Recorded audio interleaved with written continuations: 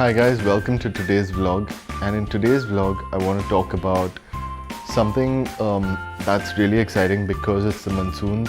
And in the monsoons you've got amazing skies, you've got a lot of clouds moving, and you've got a lot of these time-lapse situations. So I thought about taking this Nikon D7100 camera and showing you how to shoot some pretty amazing time lapses and what you can do using just this camera and a kit lens, which I'm using the 18 to 200, which is not the kit lens, but it is an upgrade. So it is pretty much, it's quite a basic lens. It's not really a very fancy 2.8 lens or 24-70, but I'm going to show you how to use just this equipment to get some amazing time lapses this season, and I hope that this is helpful for you guys. So that's pretty much. So what I'm going to show you to do first is you need to turn on your camera, one, and as soon as you do that, you need to switch your camera over to manual mode. Now manual mode on Nikon is denoted by an M. Yeah, so I think on all Nikon DSLR cameras you've got the M on top, and you switch over to the M button, which switches your camera over to manual. The reason why you do that is because when you're shooting in an outdoor situation and your clouds are changing, the light is changing and all of that, you need to shoot in a full manual mode, because the camera on auto will keep changing the settings and you won't get consistency in the output. So my recommendation is switch to manual mode, switch your ISO into manual mode, your shutter speed into manual mode, and your aperture into manual mode. So your three basic essentials into manual settings. Apart from that, the next thing you can do is switch your Nikon camera into shooting in RAW. The reason why you do that is because on the output you can tone one picture to a beautiful light situation, and post that you can apply that effect to all your other pictures in the same color profile, so it looks very consistent. So that's the second thing that you do. Next thing, you need to use a tripod, or you need to use any stable surface, which can be, you can mount it on a wall, you can mount it on anything, but I recommend using a tripod. This is a very simple tripod. My good tripod's on the camera that's filming right now, but so you can change the angle that you need to shoot at, and you can pretty much do that. So what I'm going to do right now is I'm going to show you how I could shoot a very simple situation of a tree with the skies in the background, and show you how I shoot my settings with a full manual mode and shooting this camera on just using RAW and manual mode, and then compiling it together to shoot an all manual mode setting for time lapses, so you can get some beautiful time lapses, and I'll show you the output of the time lapse at the end of the video. So I hope that this is helpful. Let's go ahead and shoot the time lapse now. So guys, what I'm going to do right now, it is the time is 6:18 in the evening and the sun is about to set. So I'm going to try and switch my camera over onto full manual, and I'm going to set my the white balance. Since I'm shooting in RAW, doesn't make much of a difference, so I'm going to just leave it on auto, and I'm going to, since I want everything in the shot to be in focus, I'm going to keep my aperture at something around f11. On this lens, f11 is pretty sharp, and I'm going to do that so that I get very clean, and pretty much everything in my frame is going to be in focus. So that's the first thing that I'm going to do. I am currently shooting a tree here with the skies in the background, and that being said, so my tripod is firm right now, it's pretty steady. I'm locking in my position and I switch over to live view. The reason why I'm switching over to live view is because I want to see my exact frame that I'm gonna get, and how my shot is going to look like. So the tree is going to be in the foreground of the image, and my settings are currently going to be at f11, and my shutter speed is going to be at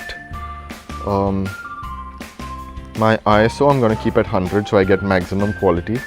My shutter speed I'm going to try and keep it at 1/25 of a second, 1/25th of a second. So that gives me a lot of light and a lot of changing light. One thing that Canon and Nikon cameras have nowadays is they have something called an interval timer shooter. Now what that has is you can put an interval timing shooting so that you don't really need a remote shutter release. If you have a remote shutter release, that is great. But I'm gonna shoot with the interval timer meter shooting mode on the camera. So when you turn that on, I'm gonna get one shot every, let me just set this on. So I'm gonna get interval timer shooter, I put it on. I put it now, I get my interval is 2 seconds and I'm gonna get a total of, let's see,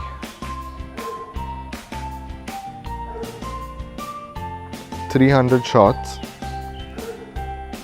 multiplied by the number of shots. So select number of times by the number of shots. So I'm going to get a total of 299 pictures. Okay. One thing I forgot to do is I want to switch my camera into full RAW so that I can post-process the pictures later. So I'm going to move that into just RAW shooting, which will make it really easy because I'm not going to use the JPEG files and I'm going to tone the RAW files. So I'm going to tone one RAW file first and then compile it all together. So that's the first thing I'm going to do. I'm going to set my focus next because so you set your focus once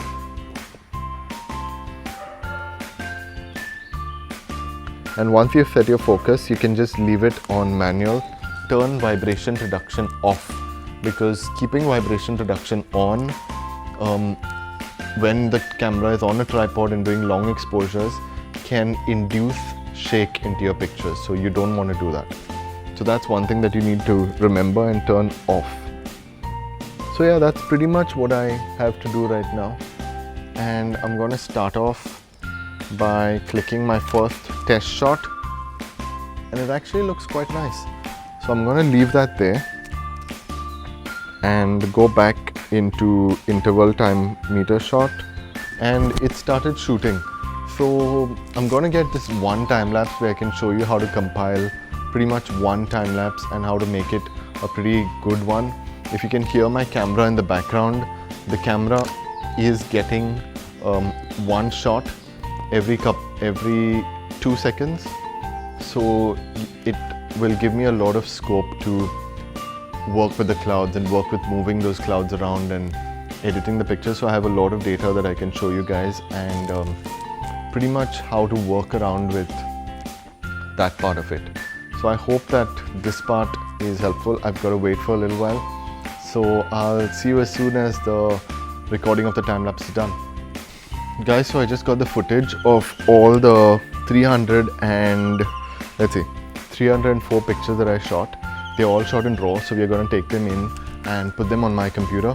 I use this small little software called Timelapse Assembler that you can pretty much put all the pictures together and it compiles it into a time lapse. So that's the production phase. But what I do is I take the pictures and I put them into Lightroom first, tone one picture and then copy the effect and then paste it onto all the other pictures. So that's pretty much my workflow of how I work with Lightroom to compile the pictures and tone them so that they give an even tone with the photography side. But I'm going to show you how to do that by showing you the small little screencast now, and I'll see you as soon as I can show you what the output looks like.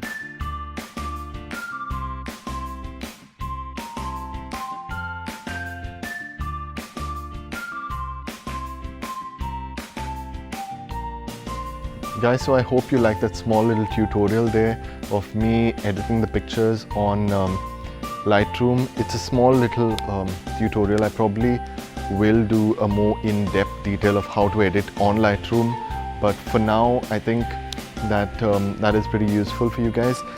There are a few videos on my channel where I've taught you guys how to work with a basic Lightroom editing workflow, and if you are new to Lightroom you can work with that, but if not, you can pretty much hit me up in the comments or send me a message and I'll reply on how do I work on Lightroom. And if you want a Lightroom video, leave it up in the comments and I'll give you a Lightroom tutorial on how to edit great video.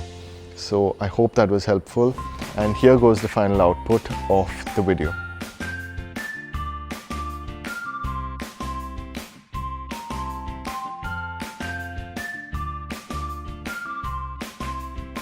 Hi guys, I hope that was a helpful tutorial with how to shoot a time lapse. It's going to be really helpful because the monsoons have just set in and you've got beautiful clouds, you've got amazing skies, and I hope that that is something that interests you and something that you like to shoot, because I absolutely love shooting time lapses, and those beautiful time lapses in the sky these days is something you cannot miss. So just get your camera out and get shooting time lapses.